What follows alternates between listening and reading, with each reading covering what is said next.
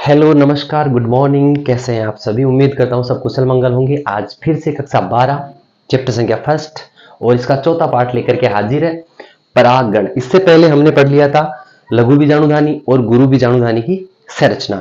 लघु बीजाणुधानी में क्या था और गुरु बीजाणुधानी में क्या था? परागकण बन चुके थे। लघु बीजाणुधानी में बीजांड की संरचना हमने पढ़ ली थी, उसके बाद में भ्रूणकोश पढ़ लिया था। आज हम पढ़ेंगे परागगण। परागगण क्या होता है? तो सबसे मुख्य जो अपना टॉपिक आ रहा है वो आ रहा है परागगण। परागण दो प्रकार का होता है, एक होता है स्वपरागण और एक होता है परपरागण। स्वपरागण क्या होगा और परपरागण क्या होगा? तो स्वपरागण में किसी पादप के पुष्प के परागकोश, हमने पढ़ा था परागकोश किसमें पाया जाएगा? नरभाग। नरभाग कौन सा? पुंकेसर। पुंकेसर का ऊपरी भाग वो क्या था? परागकोश, ये वाला। किसी पादप के पुष्प के परागकोश से निकलने वाले परागकण उसी पादप पर, जैसे मान लेते हैं यहां पर और यहां पर, ये एक पादप है, परागकण उसी पुष्प की वर्तिकाग्र पर गिरना। यहां से परागकण निकले और वापस यहीं पर ही गिर गए, या यहां से परागकण निकले और इस पुष्प पर आकर गिर गए, वो क्या कहलाएगा? स्वपरागण। उसके पश्चात परपरागण, किसी पादप के पुष्प के परागकोश के निकले परागकण उसी जाति के किसी दूसरे पुष्प, मान लेते हैं यहां पर ए एक पुष्प है और यहां पर बी एक पुष्प है, इस पुष्प के परागकण ए वाले पुष्प पर गिरना, या ए वाले पुष्प के परागकण बी वाले पुष्प पर गिरना, या बी पादप वाले पुष्प पर गिरना, क्या कहलाता है? परपरागण कहलाता है। अब आगे चलते हैं। स्वपरागण होगा वो कितने प्रकार का होता है? तो स्वपरागण दो प्रकार का होता है, एक होता है स्वयुग्मन और एक होता है सजाति पुष्पी परागण। अब देखिए स्वयुग्मन क्या होता है। मान लेते हैं यहां पर यह एक पादप है और इस पादप पर दो पुष्प हैं। इन दोनों पुष्पों में अगर इस पादप की ये वाला भाग पुष्पीय भाग है और पुष्पीय भाग में परागकण यहां से निकले और यहां पर आकर गिरे, तो ये वाला कहलाएगा स्वयुग्मन। और अगर हम बात करते हैं सजाति पुष्पी परागण की, तो इसमें मान लेते हैं एक ही पुष्प है और यहां पर ये 1 नंबर का पुष्प है और ये 2 नंबर का पुष्प है।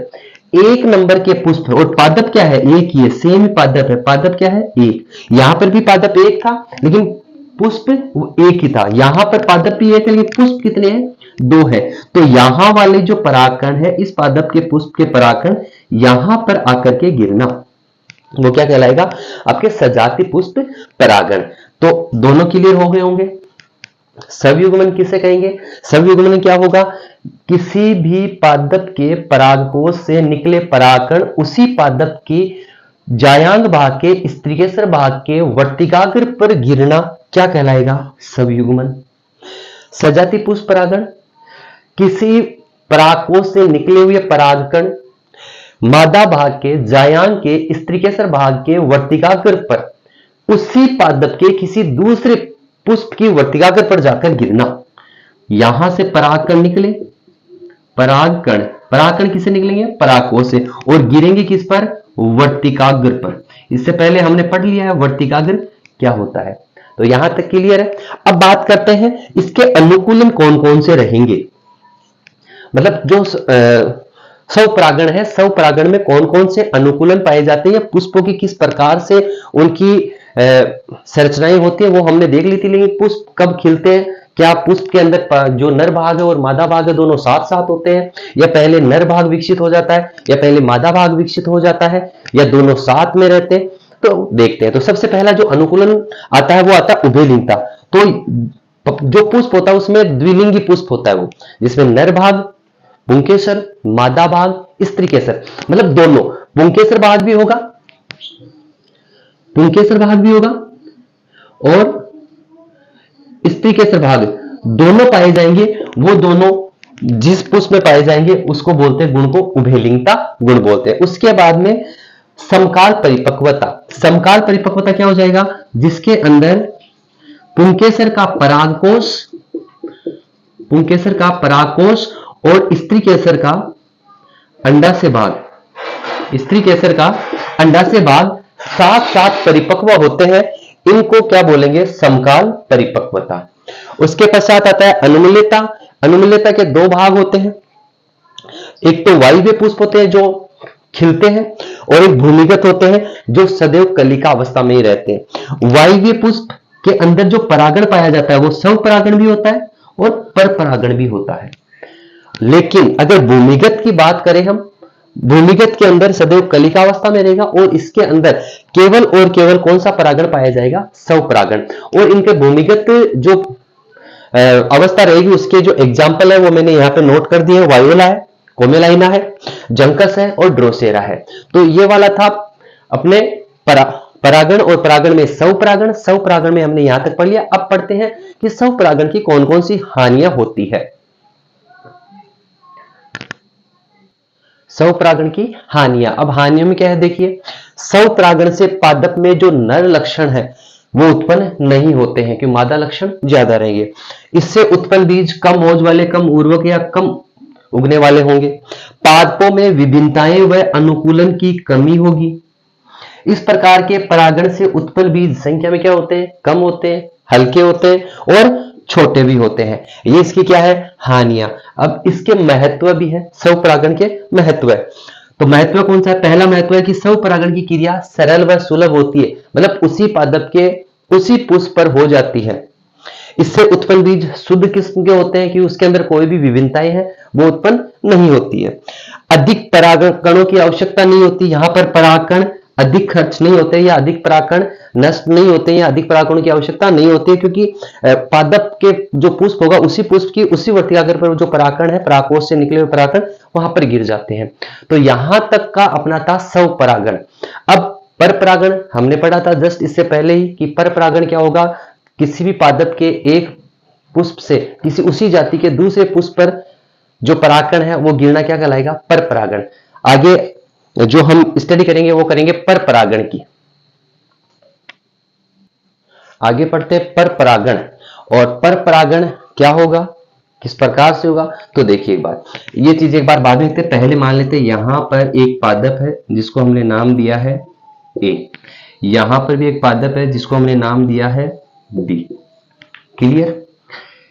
यहां पर पुष्प है और यहां पर भी एक पुष्प है। बी पादप का ये पुष्प है और ये पुष्प है। अब देखिए, जब हम स्वपरागण में पढ़ रहे थे तो वहां पर उसी पादप के उसी पुष्प पर, यहां पर क्या है? ए पादप का परागण, ये ए पादप का परागण कौन से पादप पर जा रहा है? बी पादप पर। एक जाति के इस पादप के परागण या बी पादप के परागकोश के जो परागण है वो किसकी वर्तिकाग्र पर आ रहे हैं? ए पादप की वर्तिकाग्र पर आ रहे हैं। तो इस प्रकार का जो परागण होगा वो कौन सा परागण कहलाएगा? पर परागण कहलाएगा। यहां तक क्लियर है? अब चलते हैं आगे। पर परागण, पर परागण में अनुकूलन, जिस प्रकार से हमने स्वपरागण में पढ़ा था उसी प्रकार से पर परागण में भी अनुकूलन होते हैं। पर परागण में पहला अनुकूलन क्या होगा? एक लिंगता। एक लिंगता क्या होता है? पादप के जो पुष्प पाए जाएंगे वो केवल एक लिंगी होगी, या तो उसमें जायांग मतलब स्त्रीकेसर भाग होगा या उसमें नर पुमंग का पुंकेसर भाग होगा। कोई भी एक भाग पाया जाएगा वो कहलाएगा एक लिंगता। जबकि हमने स्वपरागण में पढ़ा था उभयलिंगी, लेकिन परपरागण में कौन सा होगा? एक लिंगी। इसके एग्जाम्पल कौन कौन से? खजूर और पपीता।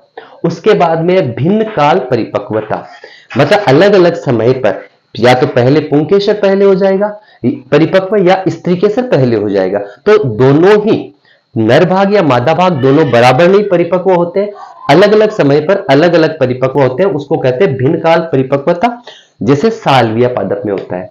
उसके बाद में विषम वर्तिकात्व। इसके अंदर क्या होगा? अगर मानो जो वर्तिका भाग है या यूं कहे जो स्त्रीकेसर भाग है वो लंबा होता है वो कहलाता है पिनॉइड पुष्प, और जिसके अंदर पुंकेसर भाग लंबा हो जाता है वो कहलाता है थर्मोइड पुष्प। मतलब विषम वर्तिकात्व में क्या आ जाएगा? एक भाग लंबा हो जाना, एक भाग छोटा हो जाना। लंबा जो स्त्रीकेसर भाग है वो लंबा होगा वो कहलाएगा पिनॉइड, और जो नर भाग पुंकेसर होगा वो कहलाएगा थर्मोइड। उसके बाद में अगला है अवरुद्ध परागणता। इसके अंदर जो आर्किडेसी कुल के पादप होते हैं उनके अंदर पाई जाती है। उसके अलावा स्वबंध्यता, जो बंदे पुष्प होते हैं वो किस किस में होते हैं? अंगूर, सेब और राखी बेल में होते हैं। ये थे पर परागण में अनुकूलन। अब हम पढ़ते हैं इससे जस्ट आगे पर परागण की विधियां या मेथड। और जो विधियां या मेथड है वो फैक्टर्स के आधार पर दी गई है, जैविक और अजैविक कारकों के आधार पर। जो विधियां है तो जैविक कारक पे होगी एक, और दूसरी जो विधि का हम निर्धारण करेंगे या पढ़ेंगे आगे वो होगी अजैविक। तो जैविक और अजैविक, अजैविक जो कारक होगा वो कौन सा होगा, वायु वाला, और दूसरा जो अजैविक कारक होगा वो कौन सा कहलाएगा, जल। तो अजैविक कारक में वायु और जल, जबकि जैविक कारक में क्या हो जाएगा, कीट, पक्षी, चमगादड़ और घोंघा। तो यहां पर हम देखते हैं अजैविक कारक वायु परागण क्या होता है। तो वायु परागण जिसके अंदर परागकण वायु की सहायता से एक स्थान से, वायु की सहायता से एक स्थान से दूसरे स्थान पर स्थानांतरित होते हैं, वो कौन से कहलाएंगे, वो परागण कहलाएगा वायु परागण। अब इसमें एक कारण हो रहा है कि स्थानांतर हो रहा है, इसका मतलब क्या हुआ, परागकण क्या है, हल्के हैं, और इसी वजह से वायु के साथ एक स्थान से दूसरे स्थान पर जाते हैं। जैसे एग्जाम्पल कौन सा हो जाएगा, घास, मक्का, नारियल, खजूर, बांस, जो भी एग्जाम्पल्स है वो आपके वायु परागण के। और दूसरी चीज याद रखनी है, वायु परागण को एनिमोफिली भी कहते हैं, क्लियर है। उसके बाद में आता है जल परागण जिसको हाइड्रोफिली कहते हैं। जल परागण दो प्रकार का होता है, अधोजल जो एक तो सतह पर हो रहा है, और एक जल के अंदर परागण होगा। जो जल के अंदर परागण होगा वो कहलाएगा अधोजल परागण। जैसे नाजास, सिरेटोफिलम के पादप में पाया जाता है अधोजल परागण। और अधिजल परागण क्या होगा, जो जल की सतह पर पाए जाते हैं, जैसे वेलिस्नेरिया और जोस्टेरा। एक चीज यहां पर और क्लियर से याद रखनी है, सबसे जो बड़ा परागकण पाया जाता है वो किसका होगा, जोस्टेरा का होगा। तो यहां तक क्लियर था। अब चलते हैं अगले टॉपिक की तरफ। आगे वाले टॉपिक में हम चलते हैं जैविक कारक की तरफ। अब जैविक कारक में कीट परागण, पक्षी परागण, चमगादड़ परागण, घोंघा परागण, गिलहरी परागण, ये सब पढ़ेंगे। तो सबसे पहले हम बात कर लेते हैं कीट परागण की। कीट परागण जिसको कहते हैं एंटोमोफिली कहते हैं। सबसे ज्यादा जो कीट परागण होता है वो मधुमक्खियों के द्वारा होता है, और 80% होता है। सबसे ज्यादा जो कीट परागण किसके द्वारा होगा, मधुमक्खियों के द्वारा। साल्विया पादप होता है, साल्विया पादप में लीवर विधि द्वारा कीट परागण होता है। अब साल्विया पादप की देखो, साल्विया पादप में क्या होगा, पुंकेसर सर्वाधिक लंबा होगा, उसके अंदर जो परागकोश पाएंगे, दो पालियां पाई जाएगी। एक परागकोश में जननक्षम भाग होता है और एक में जनन अक्षम भाग होता है। जैसे ही कीट लीवर पे बैठता है, मतलब उस पादप की पंखुड़ी पे बैठेगा, तो जो जननक्षम भाग होगा वो उसकी पीठ पर आकर चिपक जाएगा, और उसके जो परागकण है वो मुक्त हो जाएंगे और उसकी पीठ पर लग जाएंगे, और वह कीट उड़ करके दूसरे मादा पुष्प पे जाएगा। तो वहां पर जैसे पुष्प पर जाकर बैठेगा तो वर्तिका अगर उसके ऊपर झुक करके टच करेगी, जिससे क्या होगा, परागकण उसके ऊपर आ जाएंगे। साल्विया पादप में जो परागण करवाता है कीट वो है हम्बल मक्खी। हम्बल मक्खी, इसके अंदर क्या होगा, कीट परागण होगा हम्बल मक्खी की। और हम्बल मक्खी में आगे चलते हैं, यहां तक कि हम्बल मक्खी कीट परागण होगा हम्बल मक्खी द्वारा। अब आगे चल लेते हैं। एक चीज और यहां पर थोड़ा सा नोट डाल के लिख लेना, जलकुंभी और वाटर लिली जलीय पादप है, लेकिन इन दोनों के अंदर कीट और वायु परागण होता है।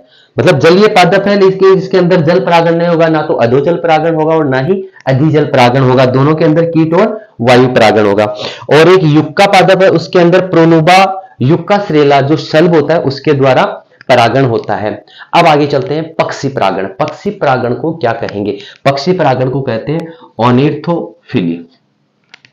काफी सारे पक्षी होते हैं जो चोंच द्वारा अपने पैरों से या फिर कुछ बीजों को खाकर या कुछ पुष्पों में चोंच टच हो जाती है तो उनके द्वारा परागण एक स्थान से दूसरे स्थान पर पहुंचते हैं। बीज प्रकीर्णन में भी मतलब पक्षी सहायक होते हैं, जैसे शंखखोरा, गुंजन, बुलबुल, मैना, तोता, गोरैया, हमिंग बर्ड।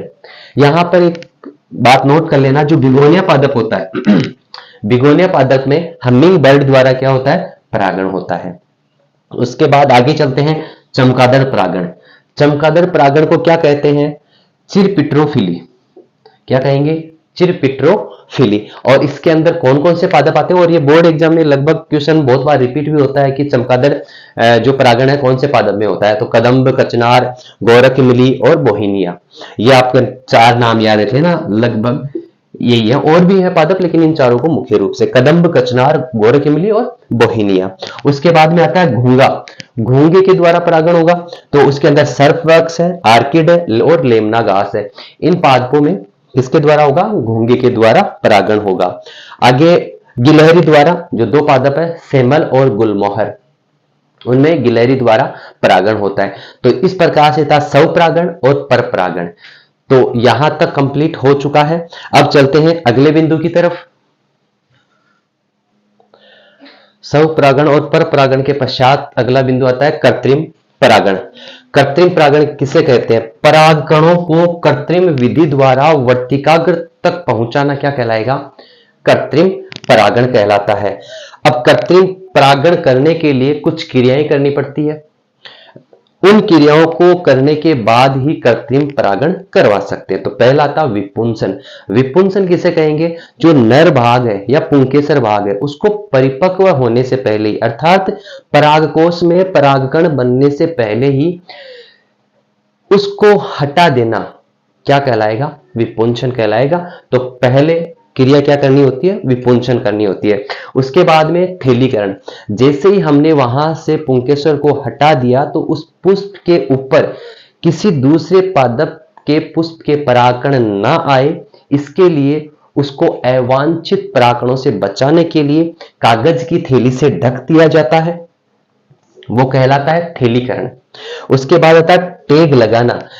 पुष्प पर विपुंसन की दिनांक, जिस पुष्प पर हमने विपुंसन किया था, थैलीकरण किया था, वहीं पर ये कागज का टुकड़ा लगा दिया जाता है जिसके ऊपर विपुंसन की दिनांक है, परागण कब करवा रहे हैं उसकी दिनांक है, उसके साथ साथ ही उसके प्रजनक का नाम है, ये लिख करके चिपका दिया जाता है, वो कहलाता है टैग लगाना।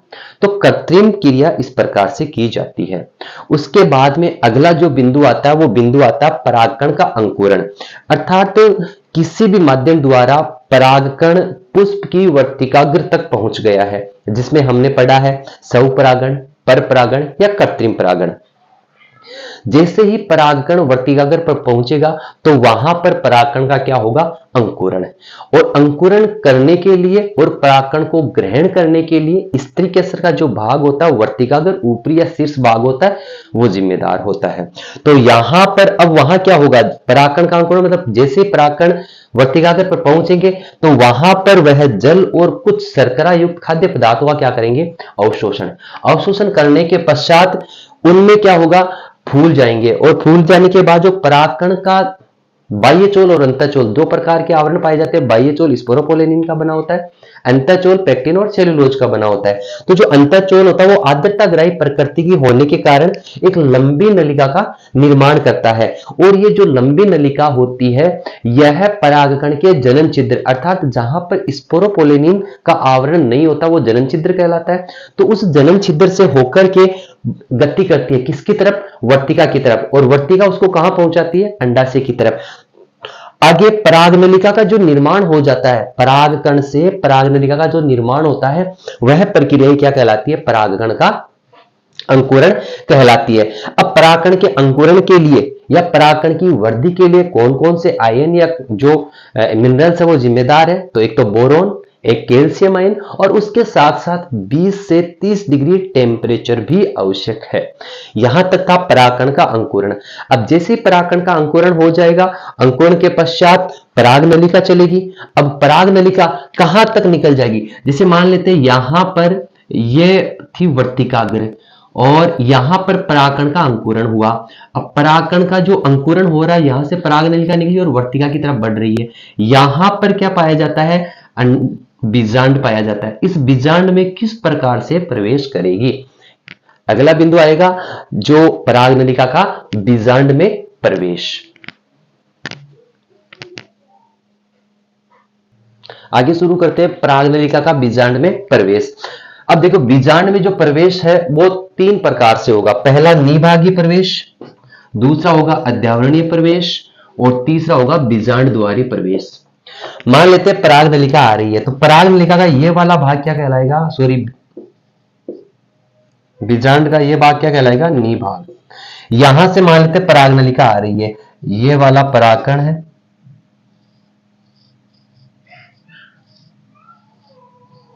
ये वाला परागकण है, यहां से परागनलिका आ रही है, तो ऊपर वाले भाग से या नी भाग से जो बीजांड में प्रवेश कर रही है वो वाला प्रवेश क्या कहलाएगा, निभागीय प्रवेश। अगर मान लेते परागनलिका अध्यावरण भाग से मतलब मध्य भाग से प्रवेश कर रही है तो वो वाला कहलाएगा अध्यावरणीय प्रवेश, जो कुकुरबिट्स पादपों में पाया जाता है। तीसरा आ जाता है बीजांड द्वारी प्रवेश। परागनलिका बीजांड द्वारी भाग से मतलब जो ये वाला भाग कहलाएगा बीजांड द्वारी भाग, बीजांड द्वारीय भाग। तो यहां से परागनलिका का जो प्रवेश होता है वो कहलाता है बीजांड द्वारीय भाग प्रवेश कहलाता है, जो अधिकांश आवर्त बीजी पादपों में होता है। अब परागनलिका का जो प्रवेश हो रहा है वो भ्रूण कोश में कैसा रहेगा, भ्रूण कोश में। अब देखो या तो इसकी भित्ति, भ्रूण कोश की भित्ति प्लस आपकी जो सहायक कोशिका पाई जाएगी भ्रूण कोश में, सहायक कोशिका उसके बीच से होगी, या फिर अंड कोशिका, अंड कोशिका प्लस सहायक कोशिका के मध्य से होगा। जो परागनलिका यहां से तो प्रवेश कर गई, लेकिन जो आगे चलेगा, देखो यहां पर मान लेते हैं मैं भ्रूण कोश का ऊपर वाली जो कोशिकाएं हैं हमने पहले पे पढ़ी है और अभी और बताता हूं। ऊपर वाली जो कोशिकाएं वो थी प्रतिमुखी कोशिकाएं, प्रतिमुखी कोशिकाएं, जहां पे हमने मादा युग्मकोद्भिद का विकास पढ़ा था। ऊपर वाली प्रतिमुखी कोशिकाएं जो केंद्रक बनने के बाद कोशिका बनी थी, यहां पर बीच में मध्य कोशिकाएं, जो केंद्रक होता है, कोशिका एक ही होता है, ये केंद्रक है, और नीचे दोनों तरफ सहायक कोशिका होती है और एक कौन सी होती है, अंड कोशिका होती है। अब यहां पर या तो इसकी भित्ति है ये वाली, मान लेते हैं ये सहायक कोशिका, तो यहां से इसकी भित्ति और यहां से प्रवेश करेगी। दूसरा प्रवेश अंड कोशिका और सहायक कोशिका से प्रवेश करेगी। अब ये प्रवेश करने के बाद सबसे पहले निषेचन कहां होगा या युग्मक सबसे पहले, तो ये याद रखना है सबसे पहले जो मध्य कोशिका है जहां पे 2n है वहां पर निषेचन होगा और अपना एक युग्मक छोड़ेगी, और जैसे 2n प्लस एक युग्मक आएगा 3n और संरचना बना लेगी भ्रूणपोष। तो एक युग्मक कहां छोड़ दिया, मध्य कोशिका के पास, जहां पे दो केंद्रक थे, दोनों केंद्रक में एक केंद्रक और जुड़ गया, त्रिगुणित हो गया। तो ये वाली संरचना भी आपको याद रखनी। ये वाली संरचना कैसी होगी, कितने केंद्रक होंगे, तो 7 कोशिका होगी और 8 क्या होंगे इसके अंदर, केंद्रक होंगे। भ्रूण कोश की बात कर रहे हैं, किसकी, भ्रूण कोश। लेकिन जैसे ही द्विगुणित कोशिका के अंदर एक नर युग्मक परागकण का आ जाएगा तो यहां पर बन जाएगा भ्रूणपोष, और जो एक नर युग्मक बच गया है वो किसके साथ निषेचित होगा, अंड कोशिका के साथ निषेचित होगा। तो यहां पर क्या हो जाएगा, अंड कोशिका के अंदर n प्लस n बराबर 2n बनाएंगे और 2n बनाकर क्या बना लेंगे, यहां पर युग्मनज बना लेंगे। इस प्रकार से परागनलिका प्रवेश करती है, साथ में नर युग्मकों का प्रवेश भी भ्रूणकोश में हो जाता है, जो मैंने आपको बताया कि भित्ति या सहायक कोशिका से अंदर जाएगा या फिर अंड कोशिका और सहायक कोशिका के बीच में से अंदर चली जाएगी परागनलिका, और नर युग्मक कहां छोड़ेगी, बीच में मध्य कोशिका में, जहां पे 2n पहले से थे और फिर एक n युग्मक और आ जाएगा, अगुणित युग्मक आ जाएगा, जहां से 3n हो जाएंगे और भ्रूणपोष बना लेगी, जो आगे चल करके क्या करेगी, जो भी यहां पे बन रही है संरचना उसको पोषण प्रदान करने का कार्य करेगी।